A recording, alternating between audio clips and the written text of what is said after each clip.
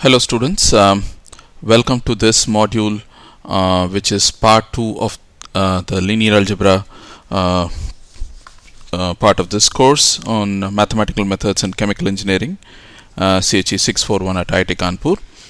Let me briefly recap what we discussed in the last module. We first understood the notion of linear independence of vectors. Okay, which I denoted as Li. Suppose, just to give you a simple idea, suppose I have a plane. Okay, let me take a plane. Okay, this is a plane. Okay, and I ask you the question. Suppose I give you two vectors in this plane, like this, that are parallel to each other, right? Now you will say that you can always write this vector as some factor times this vector. It does not matter if they are pointing in the same direction. If I give a third vector which is like this, which is in some sense anti-parallel, pointing in the opposite direction, yet you will say that these three vectors are not linearly independent, because if I call this vector a1, if I call this a2, and if I call this a3, you can always write a1 as some constant alpha 1 times a2, some other constants alpha 3 times a3. Okay, let's call this alpha 2. Okay, you can always write this. So if I am giving a set of vectors on a plane like this, okay, these vectors a1, a2, a3 are not linearly independent, because you can express one vector in terms of the other vector, right? That also means that if I give you some other vector, let's say this, let's call it a4, then you cannot write a4, or you cannot express a4, the vector a4, in terms of the other three sets of vectors a1, other three vectors a1, a2, a3, because these three, okay, do not span the plane. So this is the notion of span. We introduced this in the last module. What is a span? If I give you this set of three vectors a1, a2, a3, then I write x, the span, as some alpha 1 a1 plus alpha 2 a2 plus alpha 3 a3. Now if I ask you what is the span of all these three vectors in a plane, in this plane, then you will say that it is just a line that is parallel to one of these vectors. Okay, let me just draw a line. The span of these three vectors is just this, okay, this arrow extending all the way in both directions. So any vector that is not lying on this, in this line, you cannot express, right? So that is the reason why the notion of a span becomes very important. Okay, so instead, if I tell you that I give you one more example in a plane, so the reason why I'm using geometric vectors is because it's easy for you to visualize the idea. The same ideas, of course, hold for other abstract vectors of higher dimensions as well, right? Suppose I give you these vectors, a new set of vectors a1, a2. Then if I ask you what is the span of these two set of vectors, then you will say the span now will have, these two vectors are not collinear, a1 and a2 are not collinear, right? So that means that you can express, suppose I take any arbitrary set of constants. Now if I ask you the question what the span of this set of two vectors is, then you will say that it spans the entire plane. Okay, you can span the entire plane. So that means that any vector x can be expressed on any vector on the plane. Let x be any vector on the plane, can be expressed as some x1 a1 plus x2 a2. So we say that a1 and a2 are linearly independent, and any vector x lying on the plane, let's say that vector can be like this x, okay, that can be expressed in terms of these two vectors a1 and a2. So we say that a1 and a2 span the entire plane. Now by the same token, suppose if I were to ask you the question, I'm having the same plane, right, and I have the same two vectors a1 and a2. Now if I ask a question, suppose I take another coordinate direction that is perpendicular to the plane. Now if I ask the question, if I take another vector, sorry about this,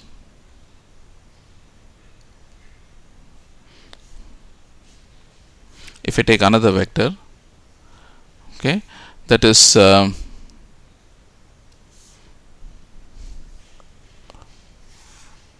pointing like this, that is above this plane, okay, and let's call this vector a3.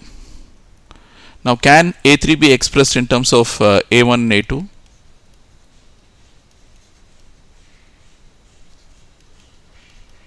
The answer is no, right, because a1 and a2 span only the plane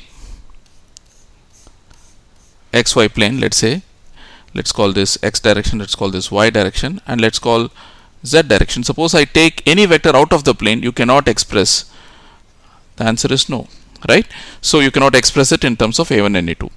So I hope this simple geometrical example should clearly make you understand the notion of linear independence of vectors and conversely linear dependence of vectors, okay, span of a collection of vectors, and when they form basis. Okay, this is what we understood in the last module. Now let's go to a new and related topic. Here I'm going to talk about inner products.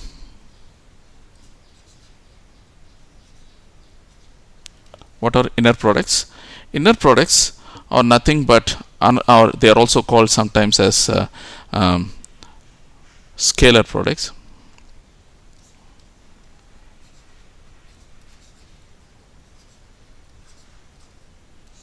These are the equivalents of dot products in normal geometric vectors.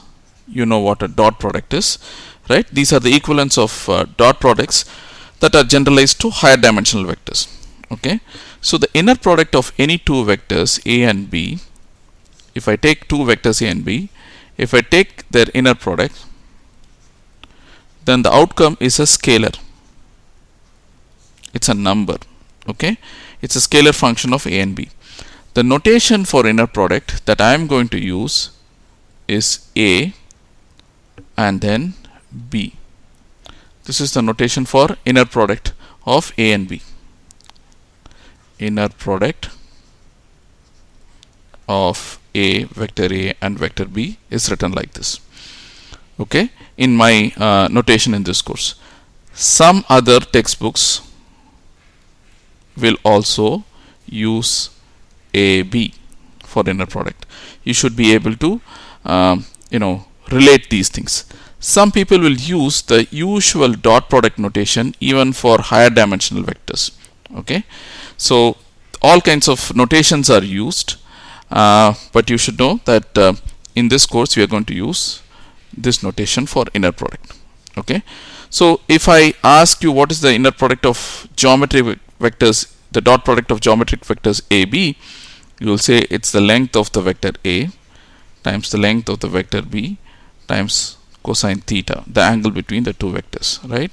If I call this A and then B and theta, then you know that the usual dot product is defined like this. Now for arbitrary n-dimensional vectors, right, we have to generalize this appropriately.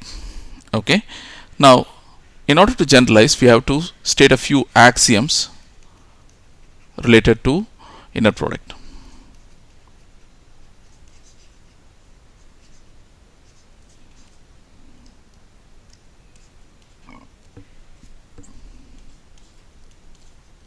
Okay, now what are the axioms? So the inner product is a scalar. Okay, if I take the inner product of vector A with vector B, now that is equal to these are all axioms, these are assumptions. If I flip the order of the vectors, then the inner product becomes the complex conjugate. So if I take the inner product of AB, I get a scalar. A scalar is in general a complex number, right? A scalar is in general a complex number. If I flip the order of the two vectors and then take the inner product, then the outcome is the complex conjugate of the original scalar. Okay, this is the complex conjugate. If I call this complex number alpha, then the answer of the inner product that you would get by axiom, okay, is the complex conjugate. This is a very very important axiom, because I'll tell you why this becomes relevant. Now the other axiom is, if I take the inner product of a vector A with a linear combination of lambda b plus mu c, then this is defined. These are all definitions. Okay, you cannot ask why, these are just definitions, and once we define like this, we'll stick to this. So A inner product lambda b plus mu c is lambda, the scalar comes out, times inner product AB plus mu inner product AC. These are the only two axioms that we are going to assume. All the others will follow. Now let's look at some corollary of these or consequences of these axioms.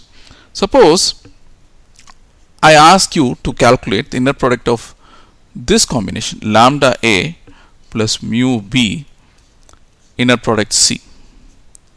What is this? Okay, how are we going to do this? We are going to do this only with the help of the above two axioms.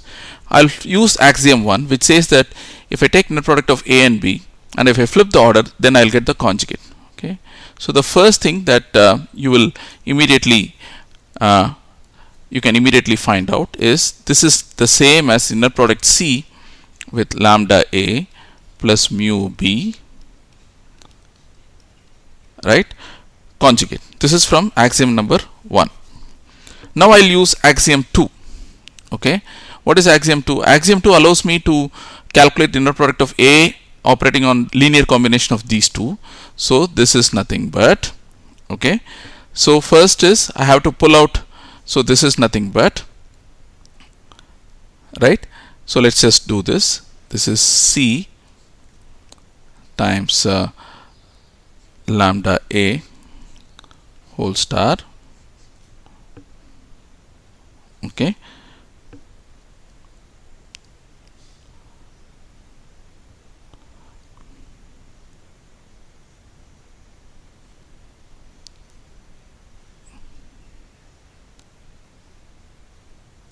okay, so let's just directly use this axiom. This axiom states that axiom 2 states that if I have a vector, then the scalar comes out, but here the scalar is not just lambda, it is lambda star. So I can write this as lambda star times C A whole star plus mu star times C B whole star. Okay, so I'm just using the second axiom. The second axiom says how to take the inner product of a vector with a linear combination of these two vectors. Okay, so if you want, you can even if you want, let's erase this for a moment, and let's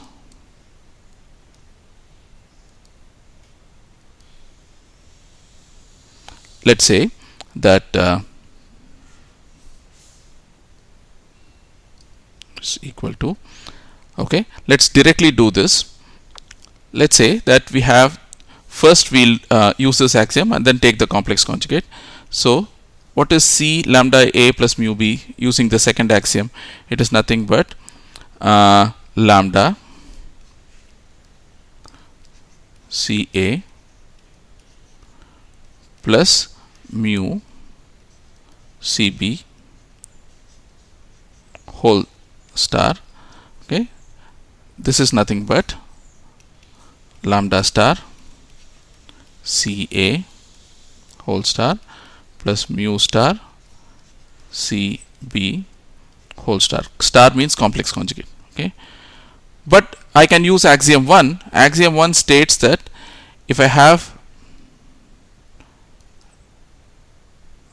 BA whole star, then it becomes AB. The order flips. So I can write this as lambda star AC plus mu star BC. So if I have the linear combination appearing first, and then if I take the inner product with respect to the second vector, then the order remains the same, but the constants come out with complex conjugates. Okay, this is something that's very useful. This is merely a corollary of the first two axioms. Remember that if the linear combination comes second, then the constants, the scalars come out as such, and the order remains the same, AB, AC. But if the linear combination comes out first, and then the constants come out with conjugates. This is a very, very important corollary that we will use. Okay. Now you can ask the question, what is lambda A mu B? Okay. Now again I will use only the first two axioms. I will first use the first axiom. Okay. This is nothing but, let's understand the way you use the second axiom. Suppose I have no mu, then you will say that this is just lambda times AB, right? So first let's operate it on the second, this part. So this is nothing but mu lambda A operating on, inner product with B. But I can use the first axiom and flip. This is nothing but B lambda A whole star. This is nothing but, now when I have this whole star, when lambda comes here, then this is nothing but mu lambda star BA whole star. This is nothing but mu lambda star AB. Okay, so this is again a very important result. All this is coming, so let me write the mu properly here. This is mu. All this is coming only from the first two axioms. That's something that you should remember, and you should work it out slowly. Okay. Okay. Now let's take another example. This example is, what if I have alpha A plus beta B, a linear combination of these two vectors that is taken, I'm taking an end product of this with gamma C plus delta D. I want to use again the same two axioms. Okay. Now I'll first use the second axiom. I'm thinking of this as one vector, and this is operating on linear combination of these two vectors. This is nothing but gamma times alpha A. I'll keep the first part as such, beta B operating on C plus delta inner product alpha A plus beta B operating on D. Okay. Now I'll use a second axiom, flip this and take the conjugate. This is C operating on alpha A plus beta B whole conjugate plus delta D inner product alpha A plus beta B, this is a regular bracket, whole star. Now I know how to do this. I've already done this example here, right? I've done this example here. Okay, so let's not even try that. Let's just straightforward use the axiom. Okay, this is nothing but gamma. See here, what I can do is, I can first think of this whole star. So I can first write this as alpha CA plus beta CB whole star. I'm sorry, there should be a curly bracket, angular bracket here. Similarly, plus delta alpha dA plus beta dB whole star. Okay, this is nothing but alpha star gamma CA star. There is a star here, so it has to apply to both these terms. Remember, inner product is a scalar, right? So you will have to take the complex conjugate of this scalar, which is this star, plus beta star.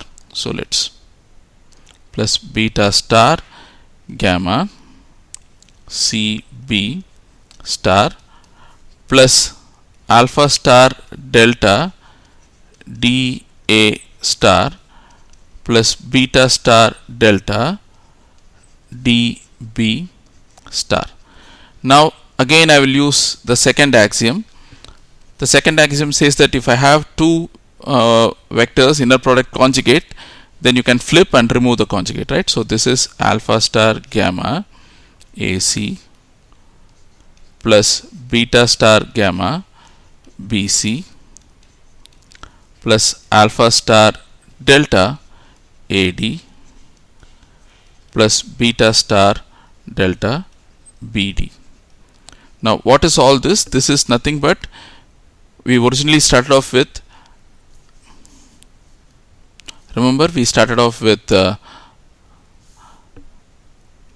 alpha A plus beta B operating on gamma C plus delta D. That is what this is.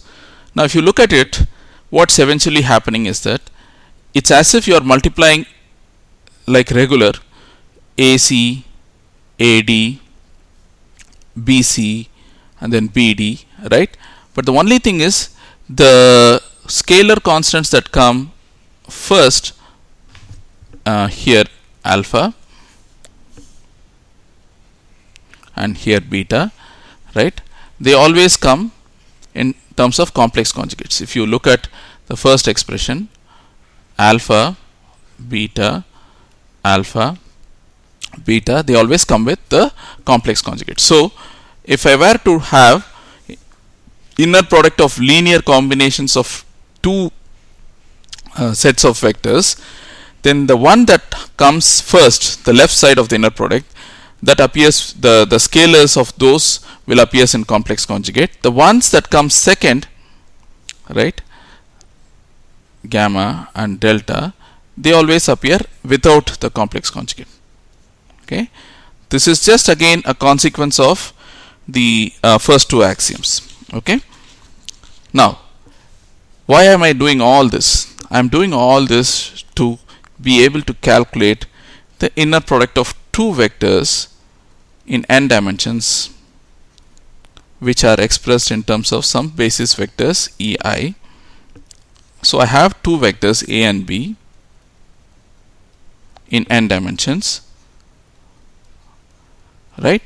I want to be able to write, so let's change the index from j equals 1 to n.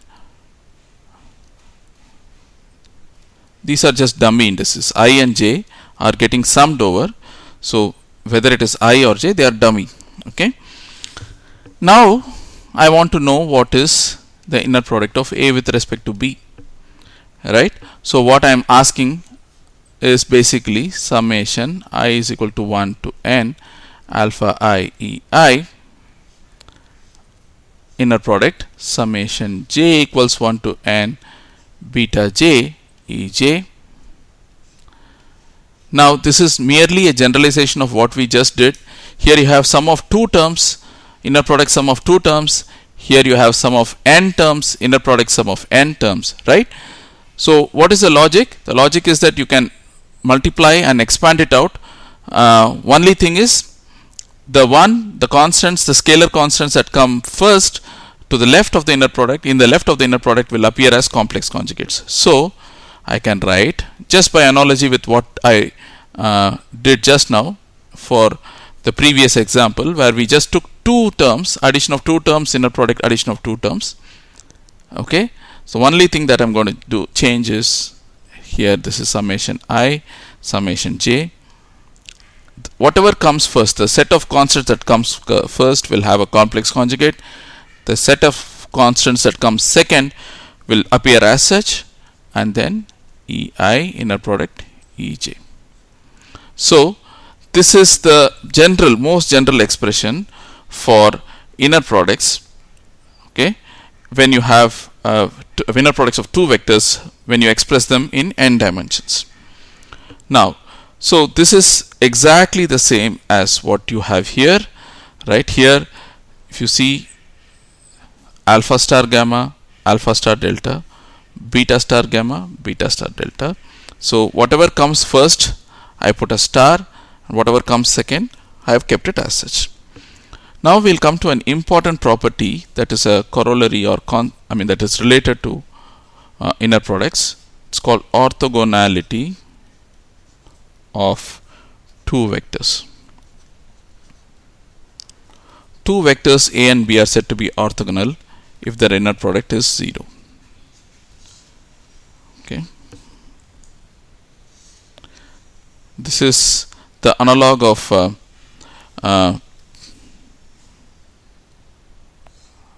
geometric vectors.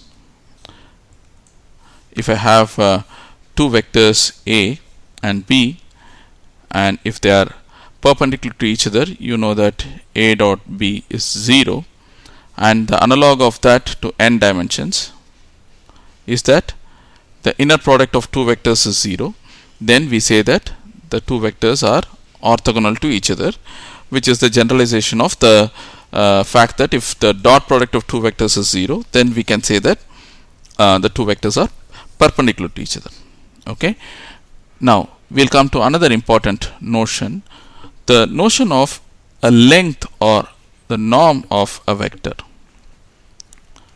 Okay, in geometric vectors you say A dot A is A cos theta, cos 0 is 1, it's the same vector, is A squared.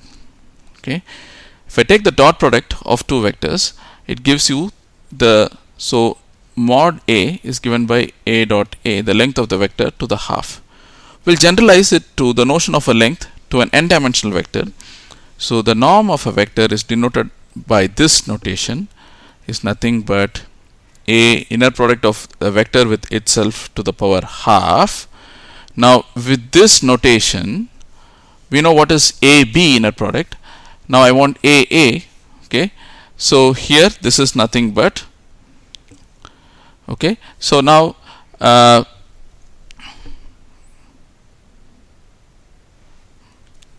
okay, so this is nothing but summation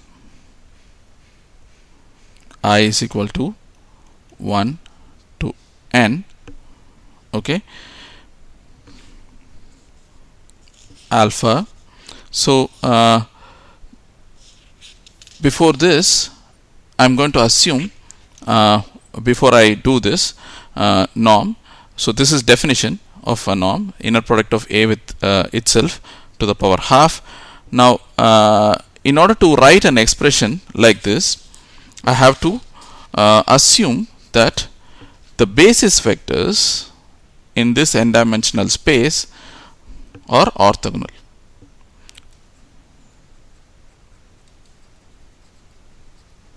The basis vectors ei, I going from 1 to n, are orthogonal. What does it mean? It means that the basis vectors ei inner product ej will be delta ij. Okay, that is, they'll be 0 only if I equal to j, and sorry, they'll be 1 if I equal to j and 0 if I not equal to j. Okay, such a basis is not just called orthogonal, it's also called an orthonormal basis, because I have normalized the inner product such that they give 1 if I take the basis vectors, if I take the inner product of a basis vector with itself, and if I take the inner product of basis vector with anything else it will give you 0. Such bases are called orthonormal bases. Now let's again go back to the norm of a vector, which is defined to be a vector operating, inner product of a vector operating on itself to the power half.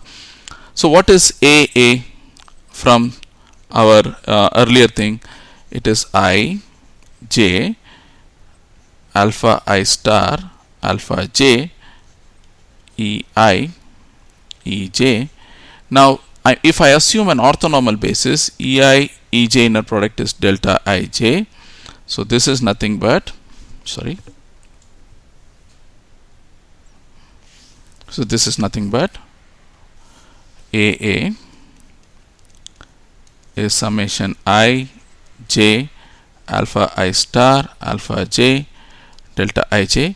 Now delta ij, whenever you have a double sum and this delta ij, suppose I take I is equal to 1 and then j going from all the way from 1 to n, only when j equals I, this term will be non-zero, otherwise this term will contribute 0. So whenever you have a delta ij and a double summation, it will kill one of the sum. So this is simply alpha I star alpha I. This is the inner product of A. This is nothing but, since alpha I star, these are complex conjugates, you can write this as I equals 1 to n. The absolute value squared of this complex scalar alpha I. So the inner product of, the norm of the vector A is defined to be A to the half, that is nothing but summation the mod of the absolute value of the complex number squared to the power half. So this is the generalization of any two generalization of the notion of a length of a vector to n dimensions. This is called the norm of vector A. So what is the norm of vector A? You take the inner product of the vector with itself and raise it to the power half. If you use an orthonormal basis to express this vector, and if alpha i's are the coefficients of that expansion, then this becomes simply summation I is equal to 1 to n alpha I, the absolute value alpha I squared to the power half. Okay, this is the notion of a length of a vector in n dimensions. Okay, now what is the idea of an orthonormal basis?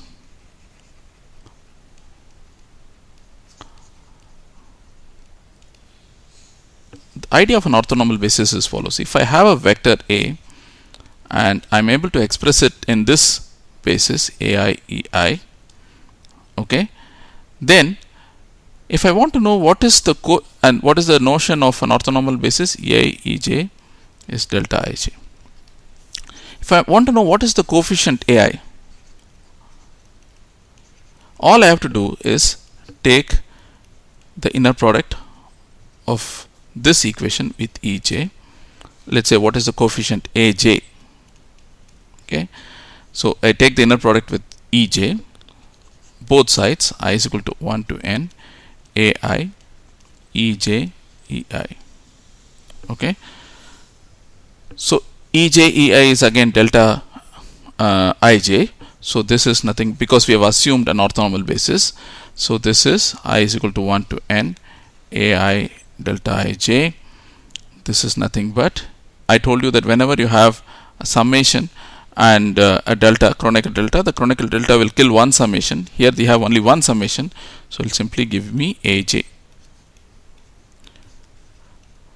So the coefficient of expansion, the jth coefficient of expansion, is simply obtained by taking the inner product of the vector A with ej. Okay, or just since ai and aj's are dummy indices, so you can simply write ai is this. Okay, so what is inner product of A with respect to B?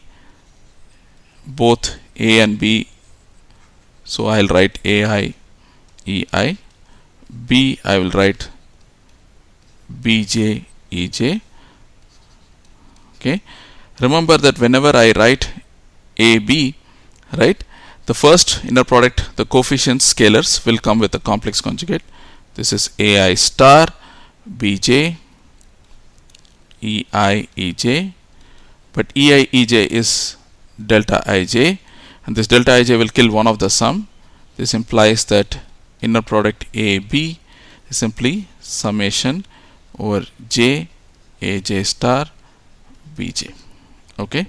Now in three-dimensional vectors, you know that A dot B is A1 B1 plus A2 B2 plus A3 B3, where they are all real coefficients. This is the generalization to n dimensions of the inner product of two vectors. Sorry about this.